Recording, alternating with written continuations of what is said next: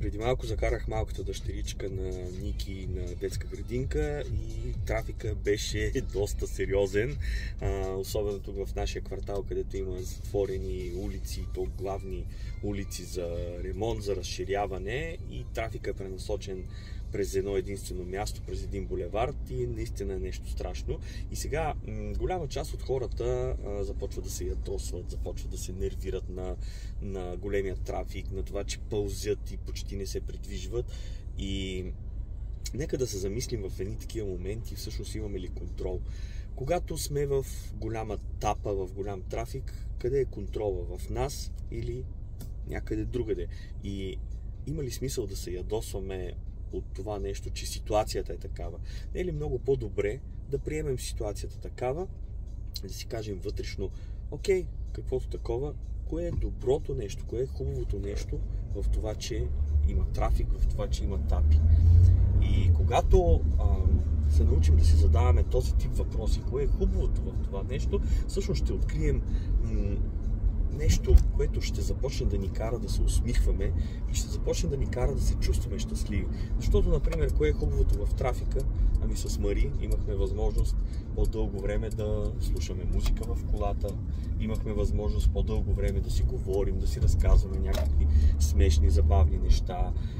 Например, аз много обичам да съм зад волана и заради това дълги години, 12 години карах такси и навъртях много километри, просто защото обичам да съм зад волана, затова толкова дълго се задържах в тази професия.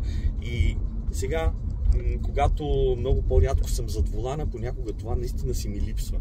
И когато се случи така да има тапи, да има трафик, всъщност това за мен са едни готини предизвикателства, в които аз отново съм си във вихъра, правя нещо, което ми е любимо, нещо, което ми е приятно. И ето как човек винаги в нещо негативно може да намери нещо позитивно. И следващия път, когато сте в някаква такава ситуация, независимо дали говорим за трафика, който ви ядосва и закъснявате за работа, независимо дали говорим за нещо друго, което ви се случва, просто ви спъва работата и ви кара да се чувствате неприятно, кофти, замислете се кое е хубавото в това нещо. Задавайте си винаги този въпрос в такива ситуации и започнете да търсите кое е хубавото в това, което ми се случва и което изглежда лошо, което изглежда негативно, което изглежда, че е срещу мен. Ще откриете наистина начин да гледате на нещата от коренно различна гледна точка. Ще намирате начин да се забавлявате и да се радвате на живота, независимо какво ви се случва. И не забравяйте, приятели, че животът е 10% от това, което ни се случва, дори бих казал и по-малко, и всички останали проценти са за това как ние реагираме на случващото ни се. Така че няма значение какво ни се случва, има единствено значение как ние реагираме на него. Имайте прекрасен ден!